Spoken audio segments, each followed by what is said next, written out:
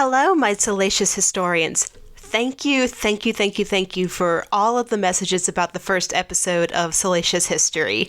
You have no idea how grateful I am to hear such lovely feedback on a project that I've been working on for months. You guys are amazing. If you're enjoying the podcast, could you do me a favor? Could you please share episodes on social media? Listeners are much more likely to listen to podcasts that are recommended by a friend. And this helps spread the word about the podcast to a larger audience. Thanks again for your support. Now on to today's episode. Salacious History discusses sex, romance, and many other topics that are intended for a mature audience. Listener discretion is advised.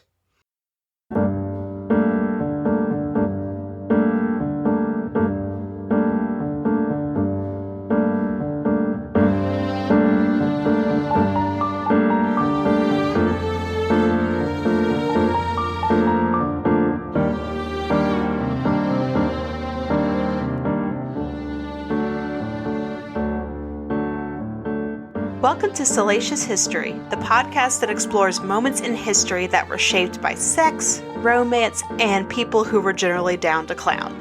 I'm your host, Sarah Duncan. So today's episode focuses on the genetic legacy of conqueror Genghis Khan. As we'll talk about in this episode, a large portion of today's global population can be traced back to this one man. How was this accomplished? Let's find out. I do want to warn our listeners that this episode discusses rape and violence towards women. Listener discretion is advised. The man known as Genghis Khan was born in August of 1162 with the name Temujin, meaning ironworker or blacksmith. He was born near the border between modern Mongolia and Siberia. He was the second son of his father Yasuge, who was the prominent chief in the Khamag Mongol Confederation and an ally of Togrul, the Karaite tribe. Temujin was the first son of his mother Holon. Holon had been kidnapped by Temujin's father and forced into marriage. I deeply apologize if I butchered any of those pronunciations. I did my research, but I'll be the first to admit that historical and foreign names are not my strong suit. Very little is known about his childhood due to the lack of contemporary written records. The few sources that do exist often have contradicting accounts. Here's the best account that I've been able to put together.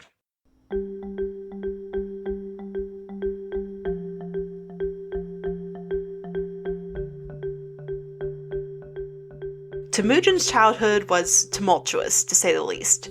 At the time, dozens of nomadic tribes on the Central Asian steppe constantly fought over power and resources, and this created a very violent and unpredictable environment for Temujin to grow up in. In 1171, Temujin's father died when he was poisoned by an enemy tribe. Temujin attempted to assume his father's role as chief of the Borjigin tribe, but the tribe refused to be ruled by such a young boy, even if he was the rightful heir. The tribe cast out Temujin, his mother, and his three brothers, forcing them to fend for themselves. Temujin was only 9 years old at the time. For the next several years, the family lived in extreme poverty. They survived by gathering wild fruits and hunting small game, such as marmots. When he was 13 years old, Temujin killed his older half-brother Bektar during a dispute over hunting spoils and assumed the head of the household. In 1178, the 16-year-old Temujin married Bort, with whom he would go on to have 4 sons and an unknown number of daughters. Records on daughters were pretty much non-existent at this time. Bort was kidnapped after they wed, and Temujin launched a daring mission to rescue her. As a result of this rescue, Temujin began forming alliances, attracting a growing number of followers, and building a reputation as a fierce warrior.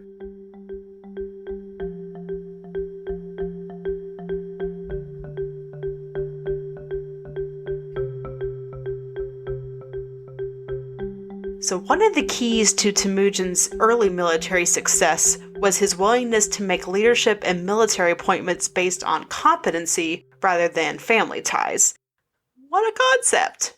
Although Temujin was an animist, his followers included Buddhists, Muslims, and Christians. By the year 1205, Temujin had defeated all of his rivals, including his former best friend Jamuka. Temujin would go on to become the founder and first great Khan, or emperor, of the Mongol Empire, which subsequently became the largest contiguous empire in history after his death. He came to power by uniting many of the nomadic tribes of Northeast Asia. Previously, the only way to form political alliances was by arranging marriages between children of rival rulers.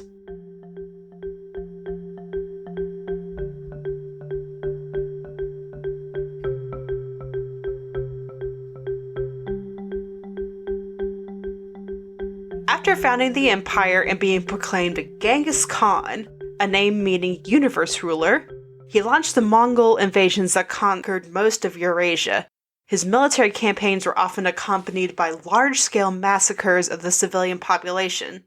As well as modern-day Mongolia, Khan's empire included most of China, Korea, Pakistan, Iran, Iraq, Turkey, Afghanistan, Moldova, Kazakhstan, Armenia, Georgia, Turkmenistan, Kuwait, Kyrgyzstan, Tajikistan, Uzbekistan, and some parts of Russia. Whew, I need to lie down after that list. By the end of his life, Genghis Khan had conquered nearly 12 million square miles. Genghis Khan is definitely a controversial historical figure. What I mean by that is, depending on who you talk to, he's either considered a hero or an absolute terrorist and murderer. In 2003, a historical genetics paper reported that a substantial portion of men in today's world are direct line descendants of Genghis Khan. This direct line was based on the presence of a particular Y chromosome that dates back to a male who lived approximately 1,000 years ago. Since Y chromosomes are only passed from father to son, the Y chromosome is essentially a record of a man's patrilineage. It's estimated that at the time of Genghis Khan's death, approximately 10% of the men residing within the border of the Mongol Empire carried his Y chromosome. If we do some quick math to calculate the number of generations since that time, it is estimated that approximately 0.5% of men in today's world carry his Y chromosome, or 1 in 200. That's a total of 16 million individuals. Whew! Since this paper was published in 2003, other so-called super Ys have been uncovered. However, Genghis Khan is still one of the most extreme cases known to historians and geneticists.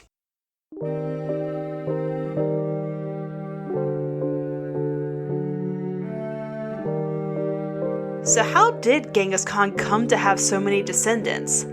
As I mentioned earlier, he was known for scorched earth tactics and widespread massacres of the civilian populations he conquered. He and his soldiers were merciless in the aftermath of any conflict, commonly executing the enemy men and taking the women and children as spoils of war. Genghis Khan was responsible for as many as 40 million deaths during his reign, more than Adolf Hitler and Joseph Stalin combined. When asked about what gave him joy in life, he was known to have said, quote, "The greatest happiness is to vanquish your enemies, chase them before you, to rob them of their wealth, to see those dear to them bathed in tears, to clasp to your bosom their wives and daughters." Unquote. Like I said earlier, he is a pretty controversial figure. All told, the Mongols' attacks may have reduced the entire world's population by as much as 11%.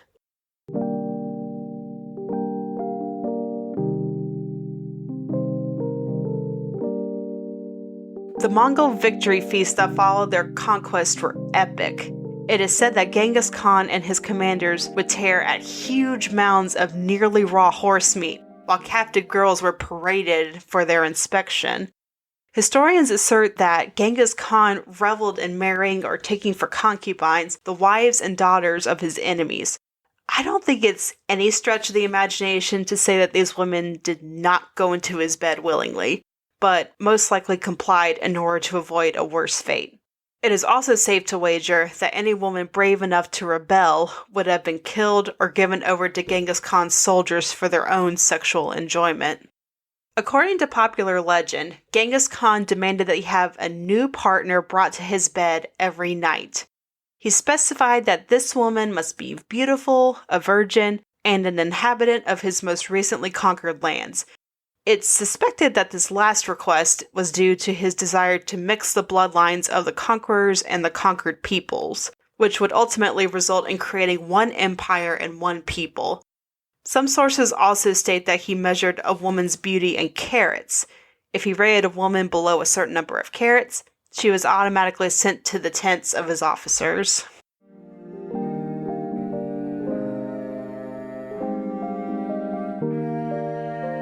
Despite this prolific campaign of conquest and rape, it still seems impossible that one man could be the single common ancestor for 16 million of today's men. Yet the region where these men are found matches the reach of Genghis Khan's empire at the time of his death. It is impossible to know how many children were conceived and born as a result of this systematic pattern of rape and abuse, but geneticists have extrapolated that he fathered more offspring than anyone in history. Genghis Khan's large family tree of descendants is also due in part to his children and grandchildren. Khan's oldest son is reported to have had 40 sons of his own. His grandson, Kublai Khan, had 22 legitimate sons and reportedly added 30 virgins to his harem on a yearly basis.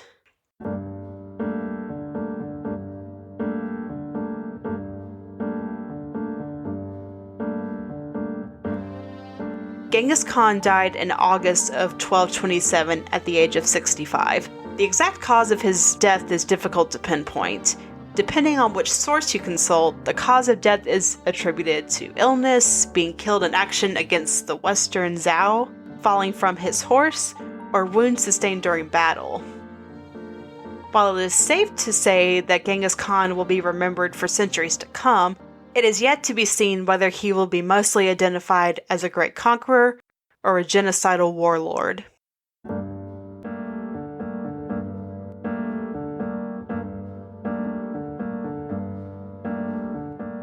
That wraps up our episode on the descendants of Genghis Khan. Thank you so much for listening.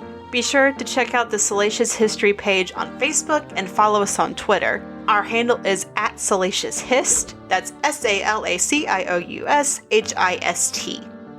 This podcast is researched, written, recorded, edited, produced, and marketed all by me. So please show me some much needed love and support and partner with me on patreon.com.